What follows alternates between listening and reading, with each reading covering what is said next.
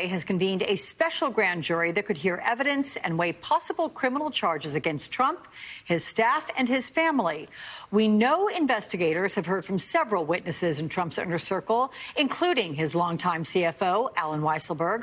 The Washington Post has previously reported the Manhattan DA's office has been putting pressure on Weisselberg, deeply diving into his personal and financial affairs.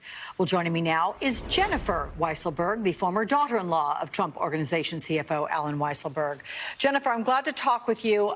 First thing I have to wonder is your reaction when you heard the report that a special grand jury had been convened. What went through your mind? Oh, I lost my breath. I was in shock, actually. I didn't realize it was going to happen this soon. I did anticipate it happening, but I was shocked. And part of the reason you anticipated it happening, perhaps, is because I know you have spoken with investigators, correct? I'm curious how many times. Can you tell us the nature of the questions? And do you think you will be called as a witness for this grand jury?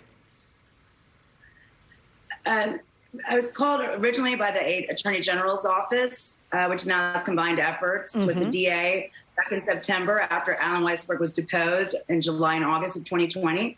The DA's office reached out to me in November, and then I was subpoenaed in April for more documents. It's ongoing. The subpoena requires me to turn over every document in my ongoing divorce post-judgment case, any financials, any information about the lawyers and the resourcing of the civil cases against me, and the Woolman Rink, Alaska Rink, and the Carousel, the New York City contracts. So that's documents, Jennifer. Have you spoken with him about what you have heard, what you heard at a family dinner table, or sort of the ether of the Trump organization to which you were privy for those years while part of the Weisselberg family? Right. So it's been 28 years. And so, yes, so part of my value to the DA has been, and the AG has been, a character witness as to who they are, the type of control, the relationships between the Trump Organization orbit, the families.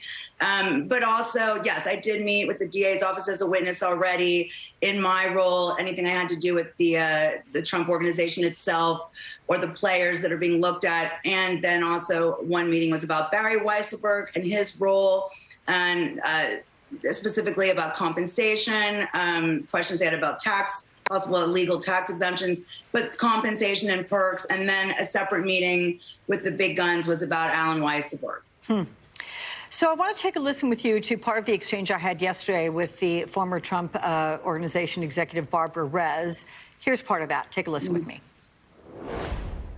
Who do you think Donald Trump is most worried about now? Who should he be? Weisselberg. Absolutely. Because, you know, they're going after Weisselberg's sons. And that in itself, if it weren't enough to be afraid of going to prison, which I think it would be, allowing your child to go to prison is something that I don't believe Weisselberg. I knew him a little bit. I knew him well, as a matter of fact, years ago. I mean, I'm sure he's changed with all the fame and fortune. But he's not the kind of person to allow his children to be punished for his own deeds. Do you agree with that assessment, Jennifer? I mean, is your former father-in-law the person that Donald Trump should be most worried about? And what do you think he will say about the Trump Organization's financial dealings? How forthcoming will he be?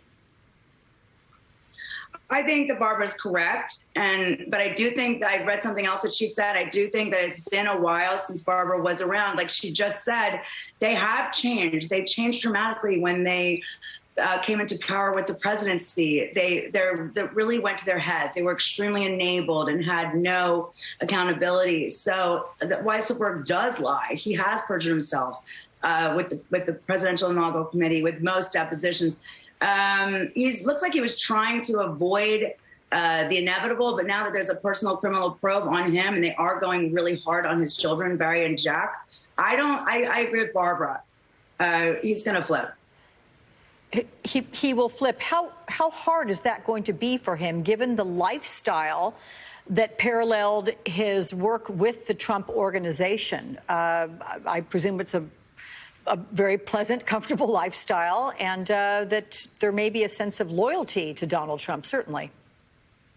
I think it's also his own legacy and reputation. You know, he started with Fred. Fred trusted him with keeping his books, and then he taught Donald the business, and so it's his legacy. But I think when it comes down to being 75, you have to look at what's best for your own family. You know, Donald has aspirations for the White House, and I just think it's best if we all, like, just worry about our own family. The organization has major issues, and I know I wouldn't have gone to the grand jury over a former president if it wasn't serious. Yeah. Jennifer, last question to you. Does your former father-in-law like Donald Trump? Yes. Oh, yeah. Oh, yeah, they're close. They're friends. That's why you see everything with weddings and bat mitzvahs. And, oh, yeah. Yes, he absolutely likes them. This is probably a really difficult situation. I just think there needs to be accountability with the crimes, and taxes don't lie. But yes, they like each other very much. All right, Jennifer Weisselberg, this has been very interesting. Thank you so much for your candor. I appreciate it. Hope to see you again. Thank you for having me. There is some breaking news.